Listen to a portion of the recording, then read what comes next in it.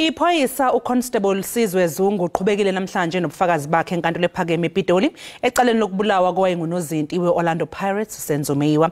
Ubufakazi bakhe bugxile ekutheni uyakhumbule bona abanye babasolwa becala bafike ehostela ngosuku okwadutshulwa ngalo uMeyiwa eFosloras ngonyaka u2014. Abamelike babamangalelwa basola uZungu ngokuqamba amanga kubufakazi bakhe abethula phambi kwenkantolo. Abameli babasolwa ecaleni lokubulawa kukaSenzo Meyiwa eFosloras ngo2014 basole ungufakazi wombuso ecaleni uConstable SABC ngokusenge imithiyo ngobufakazi bakhe enkantolo namhlanje. Your story or your version about the hostel, that there was a jamboree, there was a celebration, or you were called upon to go to the hostel, where accused number 3 was also there on the 26th of August, 26th of October 2014. It's just a hogwash. It never happened. Oh, let me say, he wasn't there. You could have been there, but he wasn't there. I was there, Advocate Munishi, and even they themselves, they were there as well. As depicted by this picture, it's an indication that I was there. And further on, I've got instruction to tell you that it is yet another hogwash for you to say that Moroviaikil is an Uno, that Moroviaikil is a polo, it's a VW polo, you know, this hatchback polo playa vehicle. Whether this vehicle was a polo Uno, I did not really take a look at it at the back with certainty. But as you can see there, the vehicle that is depicted on the picture, it's a rail vehicle, and that's the vehicle that we were using. Ukulalela kwecala kuzoqhubeka kusasa enkantolo. Iyashayisana imbono yamaqembu ezombusazwe ePhalamende emalungana nesamba semali eyigidi engama-75 tshalwa amaphoyisa engqungqutheleni yeBRICS eyayisingethwe eGoli ngoNcwaba. Amanye amaqembu athi le mali yasetshenziswa ngendlela efanele ukuqapha inhloko zamazwe enhlangano iBRICS kwazise lokhu phela kuzoheha abatshali imali. Angaphezulu kwezinkulungwane ezinhlanu amaphoyisa atshalwa kanye nezimoto ezingama-726 ngesikhathi kunengqungquthela yamazwe enhlangano eBRICS eyadonsa izinsuku ezintathu. Ungqongqoshe wamaphoyisa udalule ukuthi kwachithwa imali yabakhokhintela eyizigidi eziyi-75 uqinisekisa ukuthi izinhloko zamazwe eBRICS ziphephile kuleli. Iyashayisana ke imibono ngalolu daba. It is outrage that the South African Police Service spent 75 million rand protecting delegates of the 3-day BRICS summit, while ordinary South Africans are left to be murdered, raped, robbed, kidnapped and trafficked 365 days of the year. Will also assist South Africa to receive investment, because there's nobody who can encourage investment in a country that is not safe. This 75 million could have been utilized much better by appointing more detectives in the South African police services to can ensure investigations. Umhlaziyi wezombusazwe uthi labo abagxeka ukusetshenziswa kwale mali beya ubumqoka balengqungquthela. If we had failed to secure any of those people, if there was an assassination attempt on any of those people, South Africa would have paid a heavy cost. And so I think it was actually good risk calculation on the government side to make sure that there were enough police and there was enough security. Umholi we-DA uJohn Steenhuisen uthi ukhetho lukazwelonke longo-2024 lubaluleke njengokhetho lokuqala lwentando yabantu kuleli eminyakeni ecishe ibe ngama-30 edlule. Amaqembu ezombusazwe aseqalile ukukhankasela ukhetho lukazwelonke oluzobanjwa ngonyaka ozayo. I-DA inxusa izakhamuzi zakuleli ukuba ziphume ngobuningi ziyovota. Umholi we-DA ukuthi iGauteng izoba isizinda se-DA. All of the new dawn that were promised by Cyril Ramaphosa faded away like the morning mist in the deep sun the harsh sun of nepotism, corruption, maladministration, and greedy politicians and elites who lock you out of opportunity, who lock you out of an ability to build a better future. Leli qembu lithi ukhetho lwangonyaka ozayo lubaluleke njengolwangonyaka ka-1994. For the first time in 30 years, the outcome of this next election is not a foregone conclusion. And the power will lie with those who are registered to be able to change the trajectory of South Africa forever. Uphendule izinsolo zokuchema nemeya kamasipala wasemngeni kanye nalowo yobengenele isikhundla sokuba nguNdunankulu weqembu KwaZulu-Natal uChristopher Papasi kodwa uPapasi naye ukuphikile lokhu. Wouldn't have been elected the mayor, he wouldn't have been able to turn the municipality around, he wouldn't be delivering to the people of Mgeni, and he wouldn't be giving the ANC nightmares at night if he was all of those things that the ANC says that he is. I-DA ihlele ukuhambela izwe lonke ukugqugquzela izakhamuzi ukuba zivote ezikhiphe i-ANC njengeqembu elibusayo. I-IEC kulindeleke ukuthi ivule ukubhalisela ukuvota ngasekupheleni kwalonyaka. Imizamo yokucisha umlilo iyaqhubeka eWoodchip Mill eNCR Forestry eRichards Bay ogwini olusenyakatho KwaZulu-Natal yaqala ukusha ngomgqibelo. Ngabomlilo osha ubuhanguhangu nentuthu kusalokhu kubonakala njalo kule nkampani yize sekuphele izinsuku ezimbili. Le nkampani yenza u3.5 billion amarandi ngonyaka ithi lahlekelwe yiyona yonke into. Lo mlilo ucele phansi yona inkampani yonke lokhu kuhlanisa isakhiwo ingodo nemikhiqizo. Inkampani le iqasha abantu abangu180. Our facility here is gutted to the ground. We've lost all the stock and a lot of the equipment is damaged and some buildings are still standing, but as an operation it basically ceases to exist. So that's immediately billions of rands worth of lost revenue and stock.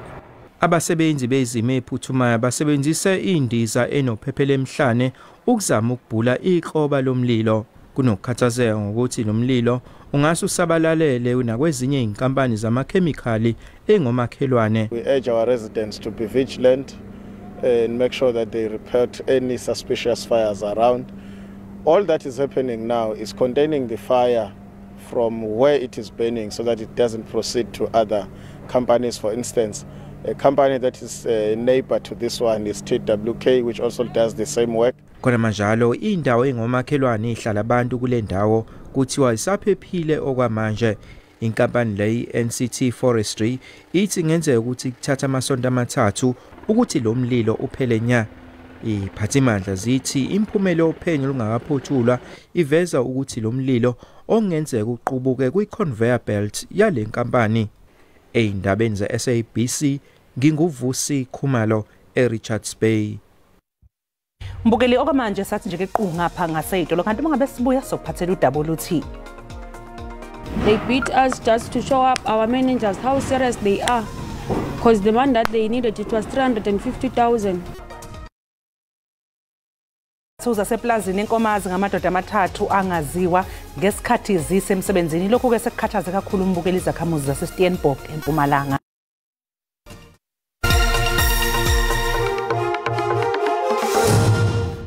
Sibine sikubingelele sikwamukele umbukeli mangabe usanda kungena udabelo phambili besibike ukuthi uConstable zesiZulu uqhubekile nokwethula ubufakazi namhlanje enkantolo ephakeme ePitoli ecaleni lokubulawa kaSenzo Meyiwa. Utshele inkantolo ukuthi uyakhumbule bona abanye babalabasolwa ehostela ngosuku okwadutshulwa ngalo uMeyiwa. Mbukeli asikukhumbuze ukuthi lezi ndaba zikhona nazo ku-YouTube. Ungena nje kuye uyicinge ngamagama athi SABC Izindaba na kanjani ke uzoyithola.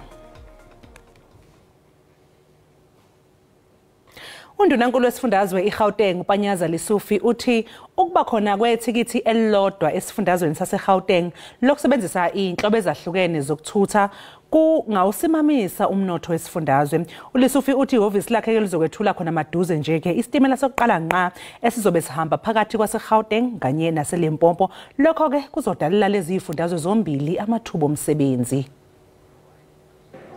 Izindawo ezinomnotho osimeme zilekelelwa ukuba nengqalasizinda yemigwaqo esezingeni njengoba iqinisekisa ukuthi amathuba afika ngaphandle kwezihibe. uLisufi wethule umkhankaso iGauteng Transport Month ukubhekana nezingqinamba ezithinta ezokuthutha. To unveil a railway line between Johannesburg and Limpopo, a fast speed train in our province, so that we can invest in it. Isiqubulo salo mkhankaso sithi siyakha Growing Gauteng Together through smart mobility. Owengamele umnyango wezokuthutha kulesifundazwe naye ugcizelele amazwi kaLisufi mayelana nokubaleka kwemigwaqo ephilile. Wethule isikhungo sezokuthutha esifundazweni. I think COVID-19 was not good for all of us. Be it as an individual, as a business entity. Secondly is the 30% guys who some are genuinely, yes, looking for opportunities, while some are tempt the mafias. Abakhangisa bebethamele lo mcimbi bathi kubalekile ukuba khona kobudlelwane phakathi kukaHulumeni nezinkampani ezizimele. It is October Transport Month, and for SANRAL it is absolutely important to still consider innovation.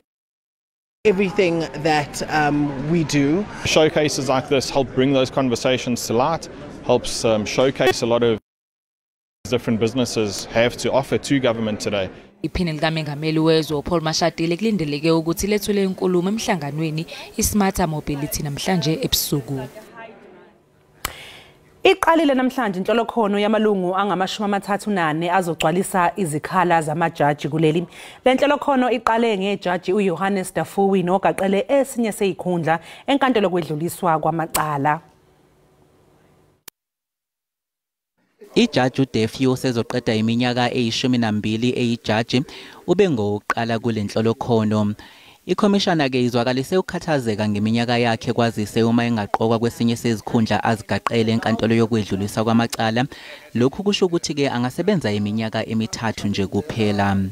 Judge Gorman was appointed in 2021 at the age of 67, so you'll probably have 3 years also. Judge Wiener was appointed last year, and she will have probably 2 years. I'm satisfied that both of them also have they've made contributions, valuable contributions, and I feel young, and I think I'm still energetic, and that I'll be able to make contributions, worthwhile contributions. Emva kwalokho kube sekulandela ijaji uFaiza Catrice Tilwane odalule ukuthi akanazo izifiso zokuya enkantolo yomthethosisekelo ngesikhathi yephenywa ngokuzinikela kwakhe enkantolo yokwedluliswa kwamacala.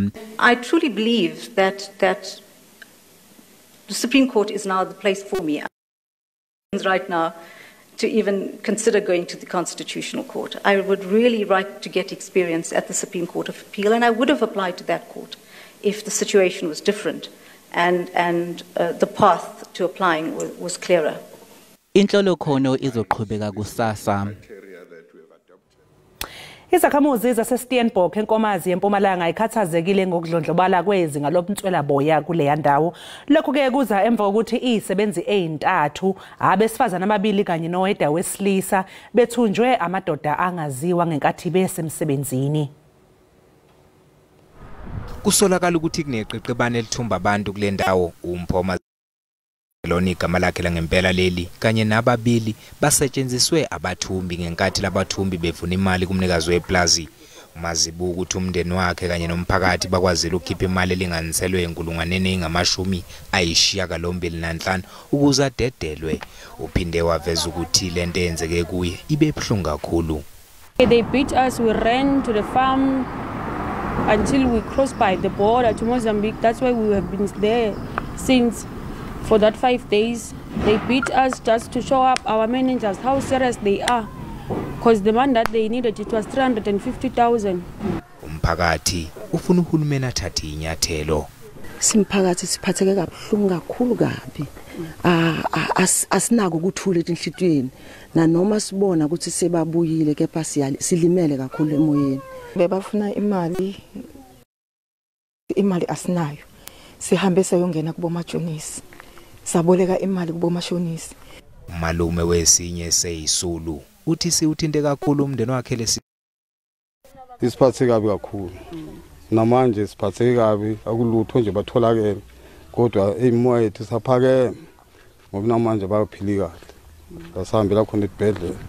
Amaphoyisa esifundazweni eMpumalanga anxusa noma ngabe ubani ongaba nolwazi ngalesi sigameko afinyelele kuwo.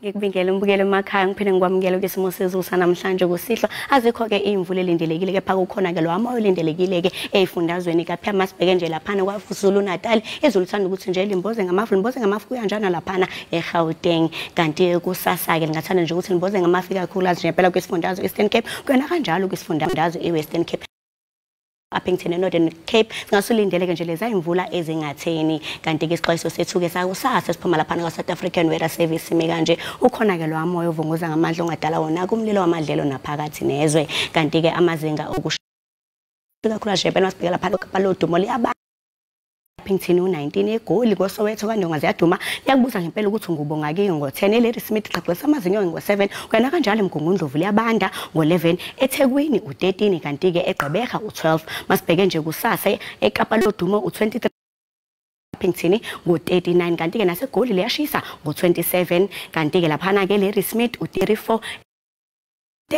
eRichards Bay u30 eThekwini ke eClermont kwaMashu eMlazi liyashisa ngo28 kanti ke East London singawulindela nje u26 eGqeberha u23 isibeka lapho ke isimo sezulu sanamhlanje kusihlwa mina ke ngiyintombi kaMadlamini ulangelihle ngoba libalele ngithi konke kufeziwe.